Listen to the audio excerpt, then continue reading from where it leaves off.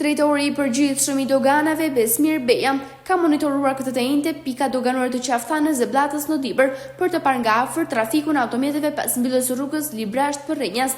Gjatë ndalesës së tij në pikën kufitare të Blatës që lidh Shqipërinë me Maqedoninë e Veriut, Beja tha se aktualisht qarkullimi i automjeteve po vjen normalisht nëpërmjet kësaj pike doganore.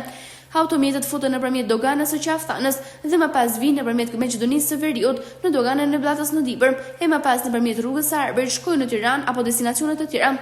Nga Blata, drejtori i përgjithshëm i doganave Besmir Beja lajmëroi edhe një investim për 1.7 milion euro në këtë pikë doganore, e cila për shkak të rrugës së Arberit ka njohur rritje të fluksit të lëvizjes.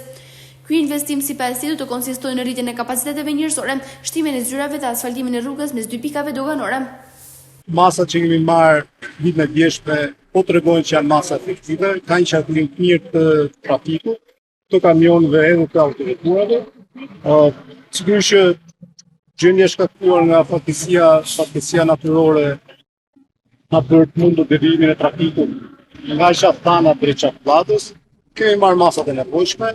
Ka sigurisht që Qafblata është parashikuar për të rregulluar dhe investuar. Gjatë vitit 2026 është parashikuar për të shtuar si pikë kufitare.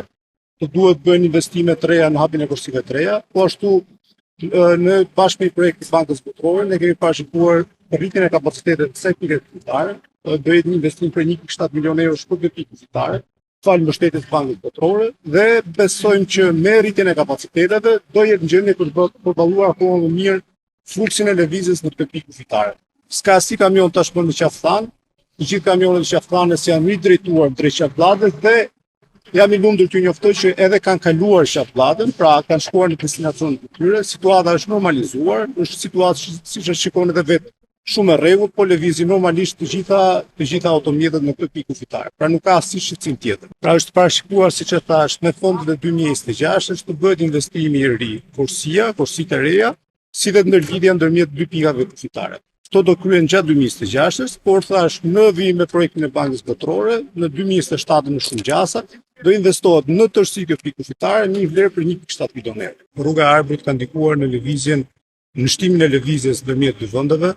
Siç e thash, është parashikuar kryeinvestimit në këtë vit, pra përmirësime të kësaj pike doganore, por do zmadhohet në tërësi gjatë vitit 2027, besoj do fillojë zbatimi i projektit, ku do reinvestohet dhe gjithë kjo pikë doganore në vlerën e 1.7 milion euro. Do shndërrohet në një pikë doganore moderne evropiane, që do jetë në gjendje për të përgjigjur trafikut shtuar që ka ardhur edhe si pasojë investimeve që qeveria ka bërë, veçanërisht rruga e Arberit.